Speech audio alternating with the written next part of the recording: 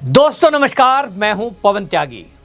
दोस्तों, cockroach party ने जो सरकार के सामने अपनी शर्तें रखी थी, उसमें अब जो वो शर्त थी जिसमें उन्होंने कहा था कि हमारे जितने भी कॉकरोच दिल्ली पुलिस ने गिरफ्तार किए हैं, देश के अन्य हिस्सों में जो गिरफ्तारियां हुई हैं, उन सभी को छोड़ दिया जाए।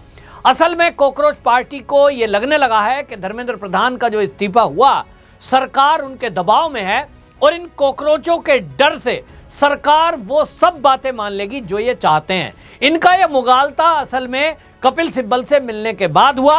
मैंने इस पर आपको बता दूं, पहले बताया था कि कपिल सिब्बल ये मिले थे कपिल सिब्बल से और कपिल सिब्बल से कानूनी मदद की बात की थी। तो कपिल सिब्बल ने बाकायदा प्रेस कॉन्फ्रेंस की थी।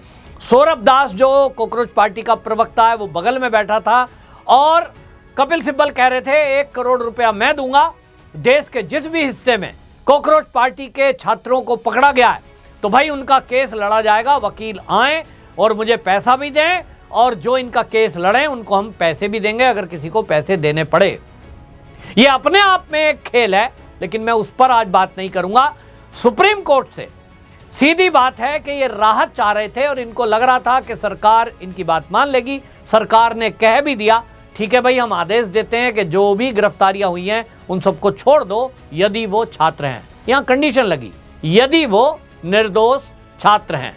और सरकार के इस आदेश के बाद हमने देखा कि वो आदेश बिहार भी पहुंचा, वो आदेश उत्तर प्रदेश भी पहुंचा, यानी पूरे देश में ये कहा गया, डीजीपी को वो ऑर्डर दिया गया कि भाई ये सुप्रीम कोर्ट बोल रही है कि शांतिपूर्वक आंदोलन करने वाले छात्रों की गिरफ्तारी नहीं की जाए।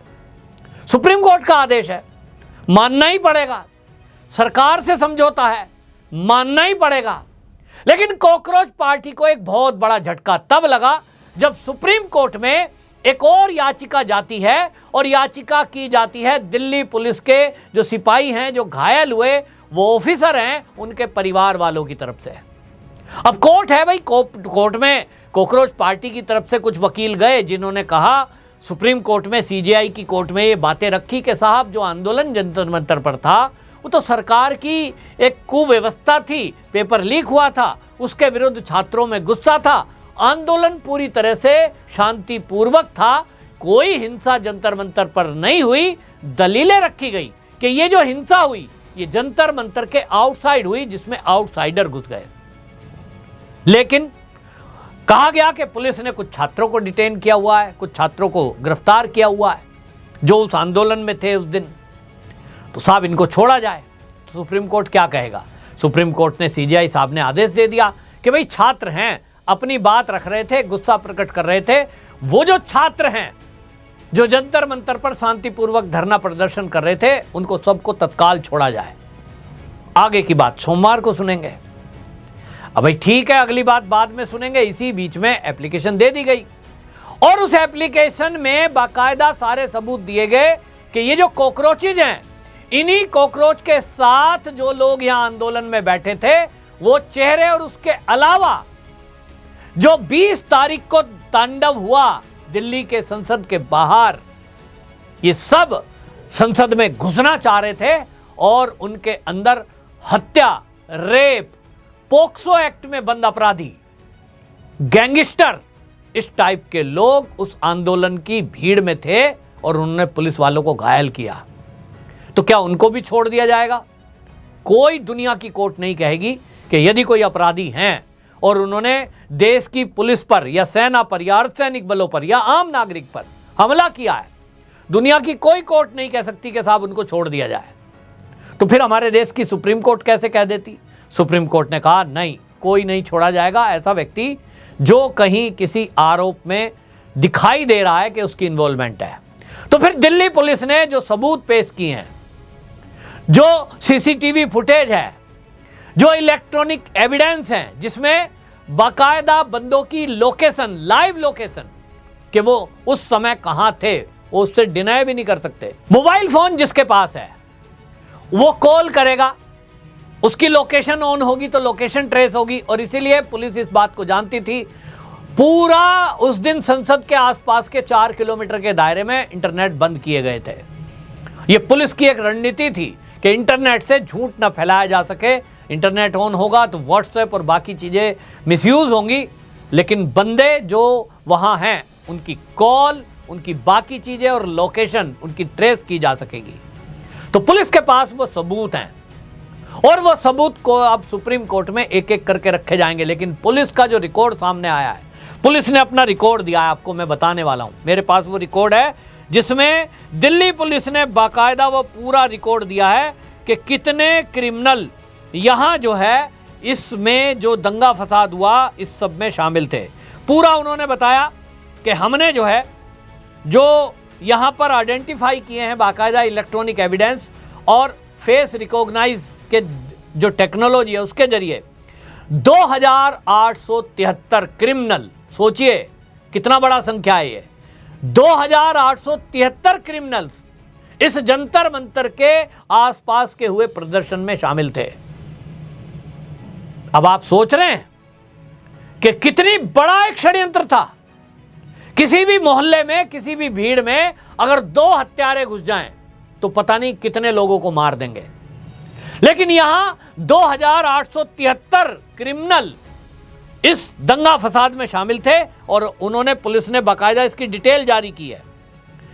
पुलिस के रिकॉर्ड के अनुसार जो हत्या के केस में जेल जा चुके हैं ऐसे 101, अटेम्प्ट टू मर्डर 62 और डकैती डालने वाले 284, रेप 61, पोक्सो एक्ट यानी बच्चियों के साथ बलात्कार करने वाले 6 और महिलाओं के साथ बलात्कार करने वाले 25, आर्म एक्ट में गिरफ्तार हुए 229 और इसी तरह जो चैन स्नैचिंग वगैरह के केस हैं वो 135, किडनैपिंग के 19 और एनडीपीएस एक्ट यानी नशाखोरी में नशे का सामान बेचने वाले 67 और अदर्स जिसमें जो है बीएनएस की बाकी धाराएं 1884।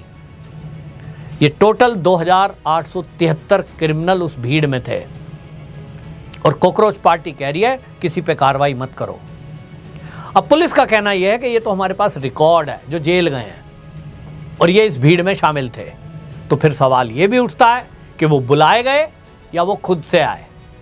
भाई ये भी तो हो सकता है कि जो जंतर मंतर पर प्रदर्शन चल रहा है वहाँ जो प्रदर्शन में अरेंजमेंट कर रहे थे भीड़ के, जो आह्वान कर रहे थे, जैसे अरविंद केजरीवाल ने तो मंच से कहा अधिक से अधिक संख्या में यहाँ जुटो, तो फिर एक जांच का विषय बनता है। और इस वीडियो के माध्यम से देश के गृह मंत्री और एजेंसी और दिल्ली पुलिस कमिश्नर को मैं ये संदेश देना चाहता हूँ, आप लोग शेयर जरूर करिए कि पुलिस कमिश्नर साहब, अरविंद केजरीवाल ने खुले मंच से ये कहा था कि अधिक से अधिक संख्या में यहाँ लोग पहुँचें, तो फिर आम आदमी पार्टी के बहुत सारे नेता एक्टिव हुए और वहाँ भीड़ लेकर पहुँचे। तो फिर आप इस एंगल से जांच करिए, क्या अरविंद केजरीवाल ने आम आदमी पार्टी के कुछ नेताओं को ये आदेश दिया कि वो जंतर मंतर पर भीड़ जुटाएं? क्योंकि जिस दिन तक सोनम वांगचुक को दिल्ली पुलिस उठाकर नहीं ले गई उस दिन तक हमने देखा कि जंतर मंतर पे 20-50 संख्या केवल रहती थी। ये अचानक से भीड़ बढ़ी, अरविंद केजरीवाल का भाषण होता है, योगेंद्र यादव का वहाँ बयान होता है, सोशल मीडिया पे फैलाया जाता है। तो क्या ये जो बदमाश हैं दिल्ली के, ये पार्टियों से जुड़े हुए हैं? ये एक बड़ी बात है। इसमें पार्टियों का कितना रोल है? इनको, ये जो ऑर्गेनाइज कर रहे थे सारे आंदोलन को, क्या इनको बुलाया गया या ये अपनी इच्छा से आए हैं? अब ये पुलिस के पास कस्टडी में है, पुलिस इनसे जरूर पूछताछ करेगी, लेकिन इस एंगल से भी पुलिस पूछताछ करे कि क्या आपको किसी नेता ने फंड दे के भेजा कि वहां जाओ हिंसा करो, ताकि तख्ता पलट किया जा सके, ताकि दिल्ली की पुलिस को बदनाम किया जा सके, ताकि गृह मंत्री अमित शाह को घेरा जा सके। आप देखिए कि ये विपक्षी पार्टियों का चरित्र देखिए। पुलिस वालों ने अपनी आत्मरक्षा में पैलेट गन चलाई। पैलेट गन माने छर्रे होते हैं, उसमें वो छर्रे किसी को मारते नहीं है, जान से नहीं मरता कोई आदमी, छोटी मोटी चोट लगती है। ये पूरी विपक्षी पार्टी हल्ला कर रही है कि दिल्ली पुलिस के जो जवान जिसने पैलेट गन चलाई या आरपीएफ आरएएफ वाले ने चलाई, उसको जेल में डालो। ये कह रहे हैं जिन पुलिस वालों ने आंसू गैस के गोले चलाए, डंडे चलाए, उनको जेल में डालो। तो मैं पूछना चाहता हूं कि भाई ये जो विपक्षी पार्टी मांग कर रही है कि पुलिस के ऊपर केस चलाए जाएं, तो क्या दिल्ली पुलिस या देश की जो भी पुलिस है, फिर उनको तो पिटने के लिए भर्ती किया गया है क्या? उनकी क्या जिम्मेदारी थी? संसद मार्च को किसी तरह संसद में घुसने के लिए जो भीड़ जा रही है उसको रोका जाए।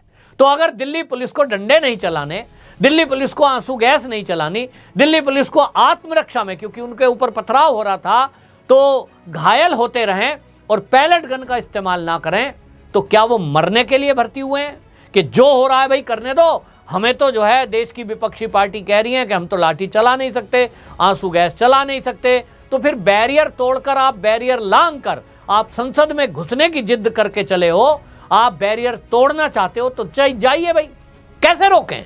क्या उपाय है बताएंगे विपक्षी पार्टी के नेता? क्या उपाय क्या है दिल्ली पुलिस के पास?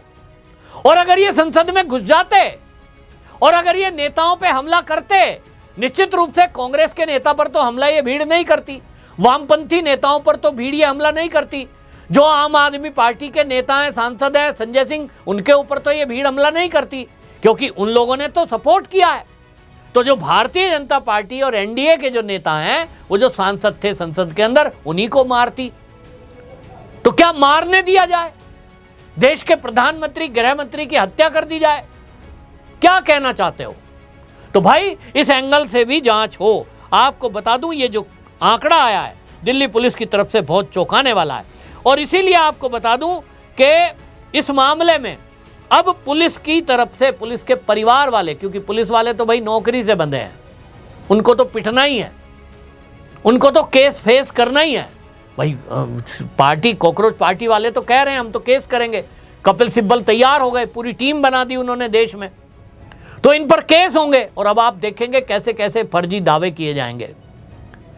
अब उस पर कोर्ट बाद में करेगा, लेकिन इस विरोध में जो ये सारा हुआ है उसमें अब ड्यूटी के दौरान घायल हुए ACP Kailash Singh Bisht, ASI Sandeep, constable Dheeraj और एएसआई धर्मेंद्र राठी के परिवार वाले सुप्रीम कोर्ट पहुंचे हैं और उन्होंने कहा है कि ड्यूटी करते समय जीवन एवं व्यक्तिगत स्वतंत्रता के अधिकार की वैसी ही हमारे लिए जिम्मेदारी है जैसी हमें सुरक्षा मिले, जैसी आप कॉकरोचों के लिए बात कर रहे हैं।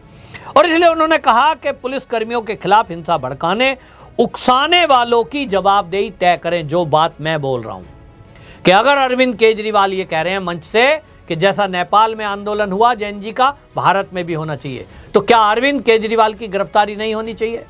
योगेंद्र यादव जो कह रहा है कि अब संसद में नहीं सड़क पर फैसला होगा, तो क्या योगेंद्र यादव की गिरफ्तारी नहीं होनी चाहिए? वहां जो मंच से ये जो कॉकरोच पार्टी का अभिजीत दिपके और उनके प्रवक्ता हैं, ये धमकी दे रहे हैं सरकार को और कह रहे हैं कि अगर हमें संसद मार्च से रोका गया तो हम ऐसा कर देंगे, वैसा कर देंगे, और ये भीड़ को उकसा रहे थे। क्या कपिल सिब्बल देश के जाने माने वकील हैं? अगर वो ये कह रहे हैं कि कुछ नहीं होगा, अरविंद केजरीवाल ये कह रहे हैं तुम्हारा कुछ नहीं होगा, मैं तुम्हारे साथ हूं, आंदोलन में जितने भी लोग पकड़े गए सबको छुड़ा लेंगे, हमारे पास बड़े बड़े वकील है, क्या ये उकसाना नहीं है? सवाल उठ रहा है। और इसीलिए जो दिल्ली पुलिस के ऑफिसर और जवान ये जो घायल हुए, इनके परिवार वालों ने सुप्रीम कोर्ट से याचिका डालते हुए पूछा है, याचिकाकर्ता के अनुसार कानून व्यवस्था बनाए दोहराने के दौरान पुलिसकर्मियों को अक्सर हिंसा का सामना करना पड़ता है, इसलिए सुप्रीम कोर्ट के लिए उनके अधिकारों और सुरक्षा की रक्षा के लिए स्पष्ट दिशा निर्देश जारी करना जरूरी है। तो भाई बताएं सुप्रीम कोर्ट क्या करना है, आगे से तय कर लें। तो फिर जो सुप्रीम कोर्ट के जज साहब हैं, जब ये गाड़ी से निकलें, जुडिशरी के प्रति किसी कोर्ट के निर्णय के खिलाफ लोगों में गुस्सा हो और भीड़ घेर ले, तो ये आज बता दें लिखकर कि भाई पुलिस को राइफल का इस्तेमाल नहीं करना, रिवॉल्वर का इस्तेमाल नहीं करना, भीड़ है, अगर भीड़ बढ़ना चाह रही है तो भाई उसका क्या क्या करना है, कौन सी गन इस्तेमाल करनी, नहीं करनी, लाठीचार्ज इस्तेमाल करनी कि नहीं करनी। और छात्र किसको आप कह रहे हो, उसके छात्र के भेष में पुलिस ने बता ही दिया कि 2873 उसमें क्रिमिनल हैं, तो कैसे पहचानेंगे? पुलिस के पास ऐसा कौन सा कैमरा, कौन सी आंख, कौन सी ऐसी टेक्नोलॉजी है कि सामने भीड़ हो, हल्ला कर रही हो, बैरियर हो, और वहां वो ये पहचान ले कि ये तो पढ़ने वाला छात्र है और ये क्रिमिनल है? ये सवाल सुप्रीम कोर्ट से भी है और ये सवाल देश की विपक्षी पार्टियों से भी है और ये सवाल कॉकरोच पार्टी के उन नेताओं से भी है जो ये कह रहे हैं कि पुलिस ने जो छात्र बंद किए हैं उनको सबको छोड़ दिया जाए। क्या ऐसा आप कह सकते हैं कि जितने भी वो छात्र थे उन्होंने जो एक्ट किया है, पुलिस के ऊपर पथराव किया है, धारा 163 बीएनएस की धारा, उसका उल्लंघन किया है, वो अपराध नहीं है। आपकी इस पर क्या राय, कमेंट जरूर लिखें, वीडियो शेयर करें। वंदे मातरम।